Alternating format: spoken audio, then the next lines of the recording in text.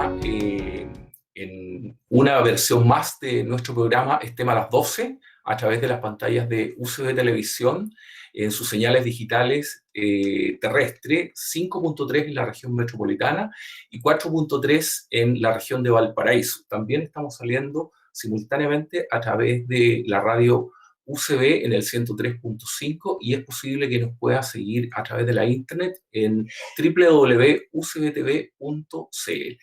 En esta ocasión tenemos invitada a la señora Carolina Goich. Ella es senadora por la región de Magallanes y la Antártica chilena. Así que, senadora, muy bienvenida a UCB Televisión. Un placer recibirla. Muchas gracias por aceptar la invitación. No, al contrario, gracias a ti, Orlando, un gusto poder compartir este espacio. No, un placer para nosotros poder recibir la senadora en este espacio que hemos abierto en UCB Televisión para poder conversar acerca de política, economía, sociedad, cultura, en fin, todo lo que dice relación con este Chile que nos acoge y que nos recibe a todos. Así que muchas gracias, senadora. Quisiera partir preguntándole por una noticia de hace algunos días, dos semanas prácticamente suya, que nos anuncia que no va a continuar en el Parlamento, que no va a continuar como senadora, que no va a ir a la reelección. Hay una ley al respecto que se acaba de aprobar, pero me gustaría, por favor, si usted nos pudiera contar a los auditores de UCB Televisión y a los radioescuchas, por favor, esta decisión suya, por favor. Sí, bueno, de hecho yo fui impulsora, una de las autoras de la ley que limita la reelección. Eso lo que establece es que en el caso de un diputado puede ir máximo a 2 reelecciones, en el caso de un senador a 1 reelección y también para otros cargos como los alcaldes, ¿no es cierto?, concejales.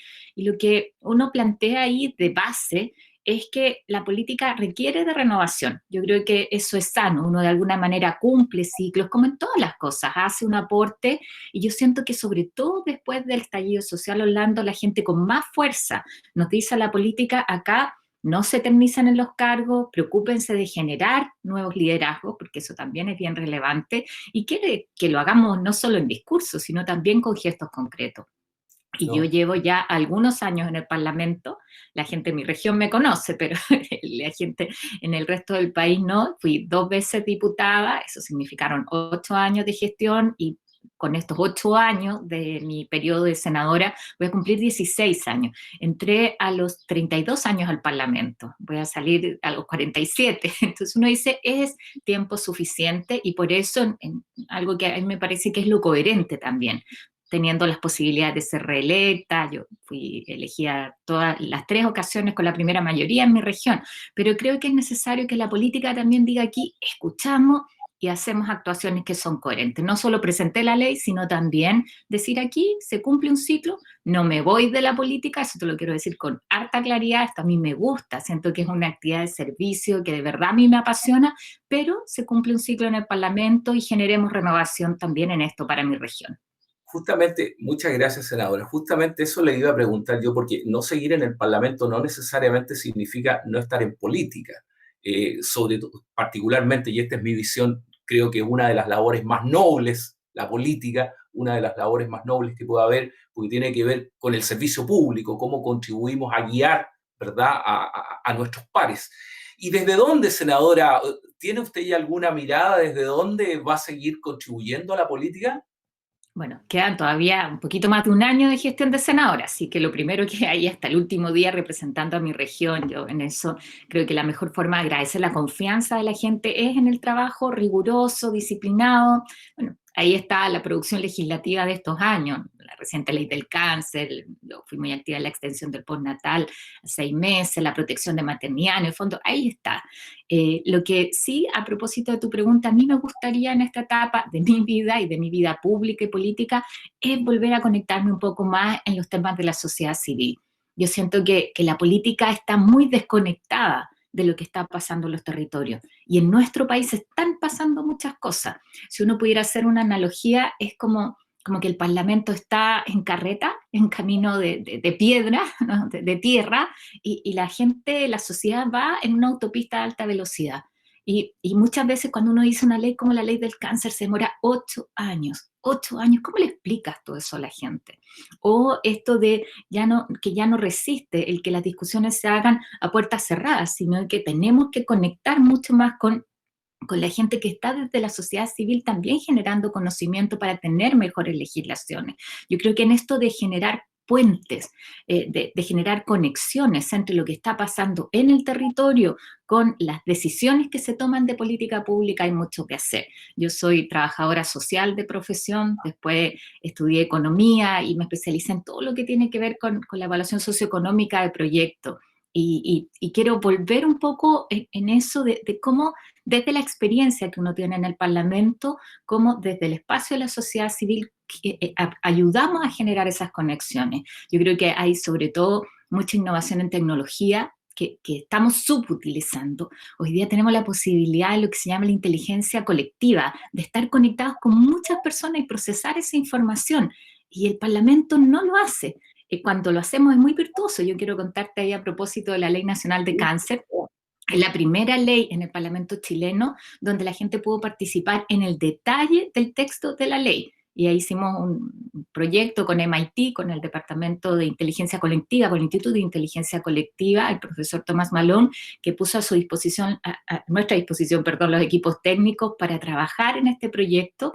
Y fue la primera vez que la gente puso indicaciones, como decimos nosotros técnicamente, en una plataforma y estuvieron sobre la mesa. Entonces, en toda esa área yo siento que hay mucho que podemos hacer y bueno, también para adelante uno nunca sabe. Yo no he planificado jamás mucho mi vida y soy una agradecida a la política que me ha permitido recorrer Chile de norte a sur como candidata presidencial de mi partido, donde también he encabezado, o sea, he tenido los máximos cargos, ¿no es cierto?, encabezar el partido, el parlamento, así que ahí veremos. Yo, desde la experiencia, para mí lo importante es aportar algo, como tú dices, que es una actividad noble, hoy día poco valorada por distintos motivos, pero que me parece que es muy necesaria. Absolutamente, absolutamente noble y muy mal valorada. Hay una percepción en la sociedad respecto, pero yo diría no necesariamente de la política, ¿sí? Yo diría que de algunos actores políticos, porque tampoco cabe una generalización, sino que de algunos actores políticos. Senadora, usted decía, yo soy muy conocida en mi región, pero no conocida probablemente. Por favor, usted fue candidata presidencial en las elecciones anteriores por su partido, en representación de su partido, fue presidente de su partido y además jugó un rol muy relevante, usted lo acaba de señalar, en dos leyes muy significativas para nuestro país, lo que tiene que ver de alguna manera con esta ley del cáncer que usted acaba de señalar y darnos detalles, y también en lo que significó la extensión del postnatal, que impacta directamente sobre las familias, ¿verdad? Y sobre lo que viene. Así que eso, yo no estoy tan de acuerdo con usted que es poco conocida, pero es muy conocida en su región.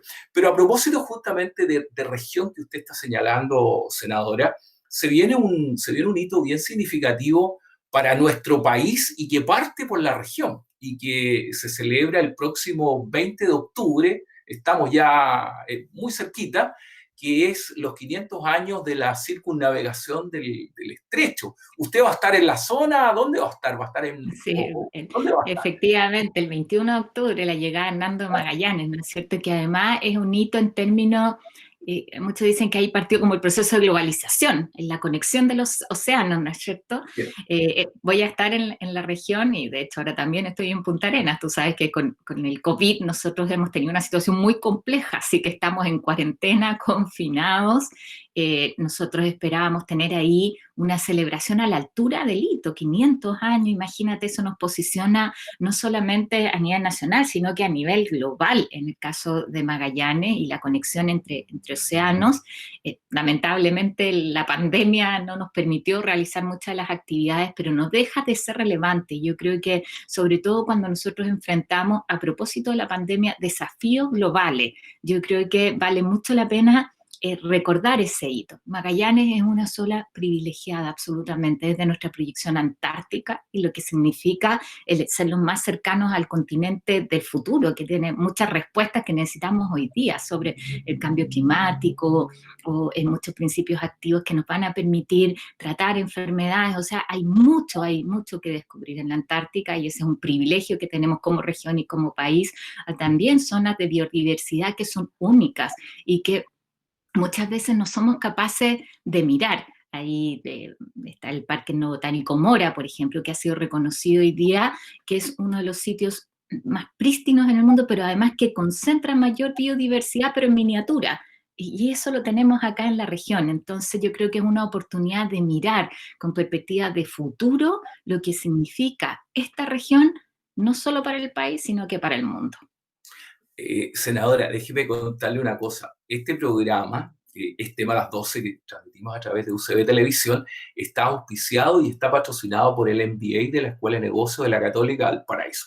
Pero ¿por qué le digo esto? Porque nosotros partimos el año pasado, el año 2019, y en un momento muy trascendente en la historia de nuestro país, partimos dictando la primera versión del MBA en la ciudad de Punta Arenas. ¿Ah? Y estamos allá, este es un programa que tiene una historia de 19 años, pero partimos el año pasado y partimos un 6 de noviembre. Usted se imagina, ¿verdad?, lo importante, ¿verdad?, de la fecha por el momento que estamos viendo. Así que, y veo detrás suyo, veo a los Segnan, ahí atrás, Sí.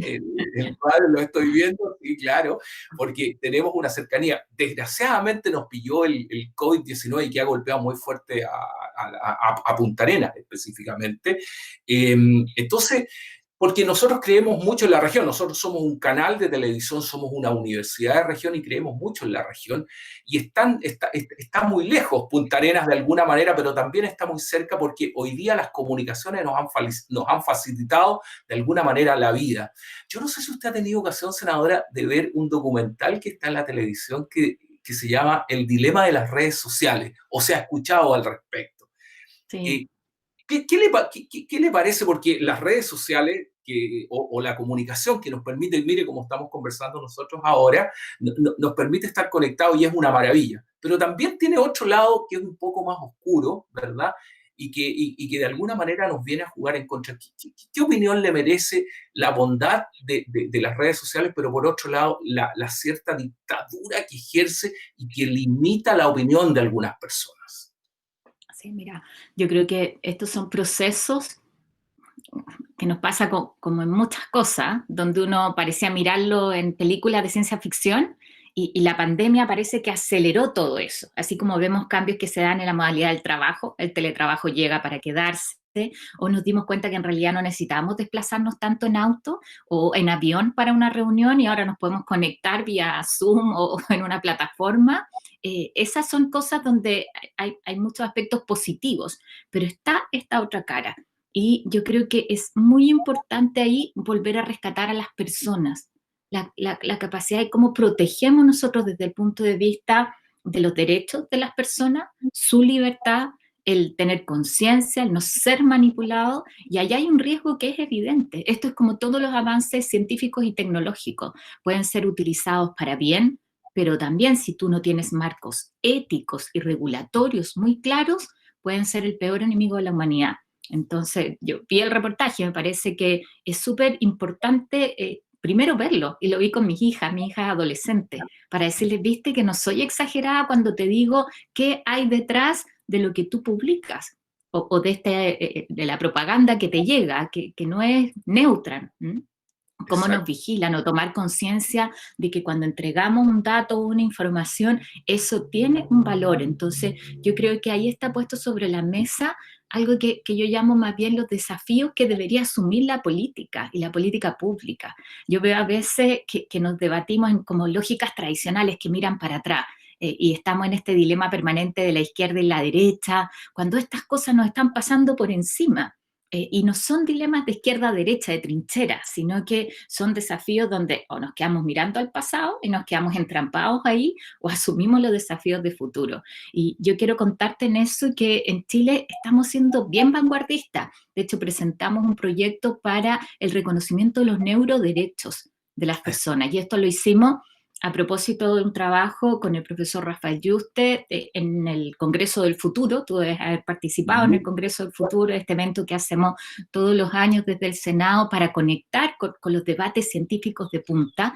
Y ahí uno dice cómo primero resguardamos la libertad de las personas en esto que es además una revolución en términos de neuroderecho, el cómo manipulan tu inconsciente, el cómo pueden leer incluso tus pensamientos. y sin que la persona autorice eso. En el fondo es un paso más allá de la protección de los datos personales, donde mira cuánto nos ha costado. Todavía tenemos una legislación entrampada y ya nuestros datos están dando vueltas en todas partes. Ahí llegamos tarde. En cambio, en esto lo Conversaba, que queremos ser vanguardistas. Te voy a partir desde ya con esa discusión. senadora, conversaba la semana pasada, conversaba con un colega suyo, con el senador Piuj. Conversábamos Ujú. ahí respecto justamente y comentábamos respecto de este capitalismo de vigilancia que ejerce las redes sociales de alguna manera para ir controlando. Y fíjese que a propósito justamente de esto, permítame por favor, le voy a dejar planteado un tema, pero le pido que me lo comente enseguida porque quiero recordarle a nuestros señores televidentes que estamos saliendo a través de UCB Televisión, a través de sus señales digitales terrestres, en el 5.3 en la región metropolitana, en el 4.3 en la región de Valparaíso y también estamos en la radio UCB en el 103.5. Senadora, hablábamos recién de la bondad de las redes sociales, pero también hablábamos del otro lado, de la facilidad Ujú. que nos permite de alguna manera, que nos permite el estar conectados. Pero estamos a 2 días de un hito importante para nuestro país, que es el 18 de octubre, el estallido social. Estamos a 2 días y estamos a 9 días de celebrar otro hito que es tremendamente trascendente, que es el inicio de un proceso constituyente el 25 de octubre. ¿Cómo observa usted, senadora, estos dos eventos en medio de una situación bien compleja que nos toca como sociedad y particularmente a la región de Magallanes hoy día y específicamente a Punta Arenas? ¿Cómo observa usted la tranquilidad del país para asumir este acto popular que se nos aproxima del 25 de octubre, considerando la situación pandémica que estamos atravesando, el 18 de octubre que está cercano también? ¿Cómo lo observa usted, senadora? Bueno, han sido tiempos complejos, no hay duda de eso, ¿eh? No hay duda de eso. Y todos apostamos y queremos que haya una buena participación importante en el plebiscito a pesar de la pandemia. En esto, el mensaje una vez más es que si tomamos las medidas de seguridad sanitaria, si nos preocupamos, si apoyamos al adulto mayor del barrio, al vecino, ¿no es cierto?, o al familiar que necesita traslado, las cosas van a ser mucho más fáciles. Pero es posible ir, votar y hacerlo en forma segura. Porque lo que no podemos hacer, Orlando, es seguir retrasando un proceso porque está el COVID. El COVID probablemente y la pandemia nos va a acompañar por muchos meses, lamentablemente, y más que apostar a que llegue la vacuna mágica que de un día para otro va a eliminar esto, lo que tenemos que hacer es pensar que buena parte del próximo año va a ser también en condiciones de cuidado, pongámoslo así, en el trabajo, en la actividad normal. Entonces, a mí me parece que es importante cumplir con este hito y porque además nuestro país necesita entrar en modo plebiscito, en modo constituyente. ¿Qué significa eso? Y aquí voy a propósito del estallido social. Lo que nosotros hicimos fue trazar una oportunidad para encontrarnos los chilenos. Y yo quiero definir así el proceso constituyente. Uno ve, sobre todo en los sectores que están por el rechazo, esta campaña del terror, o que dicen va, la incapacidad de ponernos de acuerdo, o pareciera a veces que definen el proceso constituyente como un ring, donde uno se para en una esquina y el otro se para en la otra esquina a ver quién tira primero la toalla. Y nada más lejos de lo que nosotros tenemos que hacer. El plebiscito y el proceso constituyente es de alguna manera cerrar el proceso de transición a la democracia y encontrar un espacio de comunes, de cosas que nos unen. O sea, yo pienso como mamá que tengo 2 hijas adolescentes, yo no quiero dejarles a ella 40 años más de divisiones en nuestro país. O sea, no quiero esa constitución, no, al contrario, quiero que ellas sean parte de un sueño que comparten, donde tenemos diferencias, si no nos vamos a poner de acuerdo en todo, si no somos todos iguales, pero sí hay algo que nos define a los chilenos y el país que queremos, que tenemos que compartir. Y ahí yo espero el que pongamos más que la lógica de libre mercado, que la tenemos tan inmersa en el alma de Chile. Ojo, o sea, ahí también no hacemos conciencia muchas veces y nos parece lo más normal que hayan 4 farmacias, 5 farmacias en una cuadra a veces y en otros barrios no existe una farmacia. Entonces, ¿es el medicamento parte de la atención de salud o depende de dónde lo vendo más caro o dónde lo vendo mejor, donde se instala una farmacia? y no nos lo cuestionamos.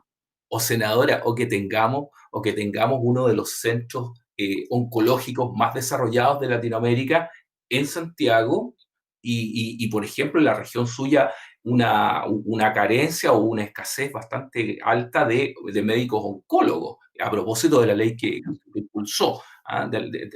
Y eso nos pone sobre la mesa otra eventual discusión que ya uno podría entrar al fondo de la discusión, es esto que se ha instalado de un Estado solidario o un Estado subsidiario. ¿Cómo ve esto?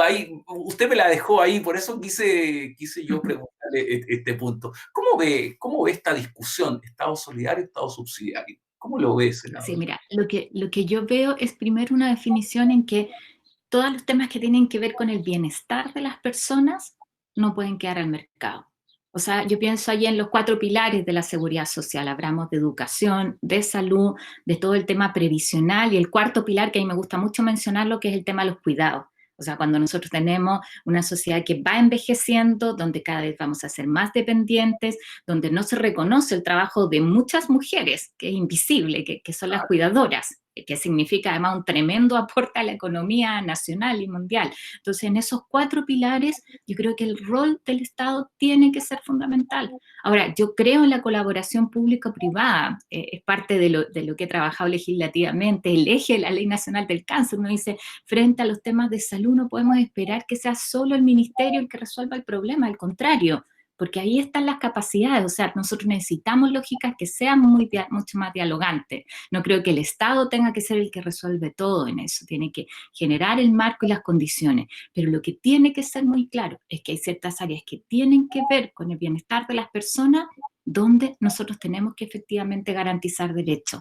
Y espero que eso sea lo que guíe en la discusión de la nueva constitución, porque creo que ahí nos ponemos de acuerdo. O sea, no puede ser que nosotros cada 4 años reinventemos la educación pública, porque entonces, ¿qué pasa con un niño? ¿Cuántos años está un niño en la escuela? O sea, ¿cuántos gobiernos pasan ahí? ¿O tú crees que va a ser posible mejorar la salud pública si cada 4 años se cambia todos los directores de los servicios de salud? Todos. O sea, eso pasó en este gobierno y pasó en el gobierno anterior. Distintos signos. Entonces uno dice, no hay ni uno tan bueno como para mantenerse más allá de 4 años. ¿Cuánto se demora construir un hospital? ¿Cuánto nos demoramos en construir un centro oncológico? Entonces, hay ciertas cosas que requieren de acuerdo. Y ahí yo tengo que referirme a lo que tú planteas, este tema de la mirada de los territorios desde las regiones. O sea, si hay algo que nos resiste en nuestro país, es esto de que nos miran como si todos fuéramos iguales y desde 4 cuadras alrededor de la moneda, porque ni siquiera es más que eso, ¿no es cierto? La región metropolitana en sí también tiene una gran diversidad. Y yo creo que todo el proceso de descentralización, de desconcentración efectiva del poder, que parte con los gobernables regionales, que sabemos que es una partecita nomás, pero es avanzar en descentralizar el poder político. Ahí nosotros tenemos un tremendo desafío. Nuestro país tiene tanta capacidad, tanta capacidad. Mira, lo vemos ahora con el tema científico, por ejemplo. A propósito del COVID, la cantidad de proyectos, no solamente la vacuna, respiradores que se generaron, tenemos una gran capacidad y esa está en todo el país. Entonces, yo creo que tenemos que ser capaces de potenciarla, pero eso requiere una mirada distinta. Eso yo creo que es uno de los grandes desafíos y que además yo confío en que es de las cosas donde nos podemos poner más fácil de acuerdo. Es que el centralismo en nuestro país ya no resiste. Bueno, fíjese, senadora, que usted usó recién una expresión, la mirada. Nosotros siempre hablamos de mirada de Estado, pero muchas veces hablamos de mirada de Estado cuando tenemos algún tipo de conflicto internacional o cuando tenemos algún partido de fútbol o algo que tenga que ver, hablamos de mirada de Estado y ahí andamos independiente de las filiaciones políticas, las personas se ponen la camiseta de Chile. Y uno quisiera efectivamente que pudiéramos nuestros dirigentes políticos pudieran poner la camiseta de Chile, perdón que lo diga en esos términos, senadora, la camiseta de Chile, cuando se trata de que miremos Chile en tantas cosas, porque a veces uno ve, como ciudadano a pie, uno ve que justamente, y otra expresión que usted usó, unas miradas de trinchera que muchas veces no necesariamente tienen que ver con el interés superior de la sociedad, sino que más bien atienden a intereses particulares, y a particulares de algún grupo que lo coloca. Y precisamente en esa dirección, senadora, ¿Cómo ve usted la calidad de la política que hoy día estamos ejerciendo en nuestro país? ¿Cómo la observa usted?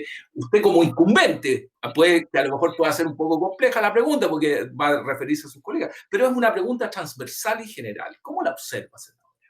Yo la veo muy al debe, muy al debe.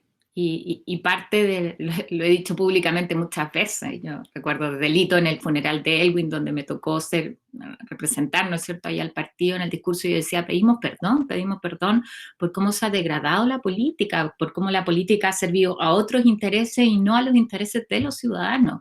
Y dimos una dura pelea para establecer estándares éticos mínimos que me parece que eran el piso, y yo me alegro mucho que hoy día ningún partido piense en un candidato que tiene problemas de violencia intrafamiliar, ¿no es cierto?, que tiene condena, cosas que eran de perogrullo, o todo lo que hicimos en términos de transparencia al financiamiento de la política, que es algo que sigue golpeando y con razón a la credibilidad de la gente. Y yo creo que en esto la política tiene que ser capaz también de modernizarse. Esto es lo que te decía al principio. Primero, gestos concretos. ¿Ah? Y por eso para mí es tan importante que en el Parlamento, digamos, se cumplen ciclos. O sea, no nos vamos a eternizar, nadie es irreemplazable, o sea, nadie puede actuar desde esa soberbia, y al contrario, creo que cuando tú cedes poder, terminas ganando poder. Así nos lo decía el padre Felipe Berrío, muchas veces nos lo repetía en los temas que tenemos de formación, en las charlas de formación. ¿Eso qué significa? Que también cuando la política le entrega más poder a los ciudadanos, y es un proceso donde nos acompañamos y cada uno juega su rol, porque no se trata de instrumentalizar muchas veces al movimiento social, al contrario, cuando jugamos articulados por una causa común, yo creo que las cosas salen mucho más fáciles. O sea, yo creo que la política efectivamente, y voy a repetirlo, tiene que salir de sus trincheras. La política lo que tiene que volver a hacer es construir puentes que representen efectivamente a la ciudadanía, pero es una ciudadanía que es mucho más dialogante, donde ya no te pones la camiseta de un partido y con eso vas toda la vida, sino que probablemente es mucho más en torno a causas. Y para algunos es la causa de la salud, para los otros tiene que ver con la causa de la vivienda en tu barrio, o para otros es el movimiento animalista, o son los temas ambientales, y pasas de uno a otro. Entonces yo creo que en eso tenemos que atrevernos de alguna manera a soltar las amarras de las formas tradicionales, entender que esa ilusión de poder que nos vendemos a veces no es tal, y reconectarnos con la gente con mucha humildad, siendo capaces de escuchar, pero también, permíteme decir una cosa, siendo capaces de conducir. A mí me preocupa mucho cuando vemos un parlamento que está preso de las redes sociales, sabiendo además cómo se manipulan las redes sociales. O sea, la política también en torno a un proyecto de país tiene que ser capaz de conducir. Y eso a veces significa estar dispuesto a pagar costos en lo inmediato. ¿Ah? Pero no puede ser que un parlamento o que la política actúe de acuerdo a la encuesta o de acuerdo al hashtag que está, ¿no es cierto?, de trending topic en el Twitter. O sea, no, o sea, hay que recuperar la capacidad de reconectarse, de validar proyectos políticos en el sentido más amplio del término, proyectos de país, pero también ser capaces de conducir, aunque a veces eso sea impopular. Yo creo que eso es muy importante, al recuperar el valor de la autoridad también, de la buena autoridad en nuestro país. Senadora, usted dijo algo muy importante, hay que estar dispuesto a pagar costos, pero fíjese que, y usted que tiene un magíster en economía en la Católica, fíjese que, claro, ahí está la diferencia entre costo e inversión, ¿ah? Porque puede parecer como un costo, pero evidentemente que estamos haciendo una inversión en el país, ¿verdad? Pensando en esta mirada de un bien superior común que alguien pudiera leerlo de corto plazo como innecesario o como no beneficioso, pero la verdad es que uno está haciendo una inversión. Senadora, la verdad es que el tiempo voló, estos 30 minutos de conversación. Yo solamente le quiero pedir una última reflexión para ir cerrando, una última reflexión respecto a este proceso tan trascendente para el futuro de nuestro país y que iniciamos en los próximos días a propósito de la buena política, de una discusión ilustrada en un tema ilustrado y que va a marcar los destinos de nuestro país. Me estoy refiriendo evidentemente a este proceso que vamos a iniciar, de este proceso constituyente que estamos próximos a iniciar. Sí, yo partiría como haciendo la invitación desde la esperanza, no desde el temor. que desde ahí iniciemos esta ruta constituyente, desde el sentido de país, de las cosas que nos unen. Yo creo que de verdad tenemos una tremenda oportunidad. Yo diría innovarse, pensar en el futuro, esas son palabras claves para este proceso constituyente, y también respetarnos. Yo creo que es fundamental respetarnos en nuestras diferencias y a partir de eso descubrir las capacidades que tenemos. Yo lo que voy a hacer es contribuir en todos los espacios que tengamos para generar ese ambiente, y confío que finalmente va a ser la mejor cara de Chile la que va a emerger de este proceso. Senadora, muchísimas gracias por su participación en nuestro programa a través de las pantallas de UCB Televisión. Es tema a las 12. Queremos muy sinceramente darle los agradecimientos por esta muy grata conversación que hemos sostenido el día de hoy, y bueno, esperemos que el futuro nos depare a nuestro país y a todos los chilenos muy buenos momentos, y para eso, ¿verdad?, todos tenemos que poner lo mejor de lo nuestro. Le reitero nuestro muy profundo agradecimiento, senadora, y con ustedes, señores espectadores, continuamos en un momento más. Vamos a ir a un breve corte y estamos de vuelta.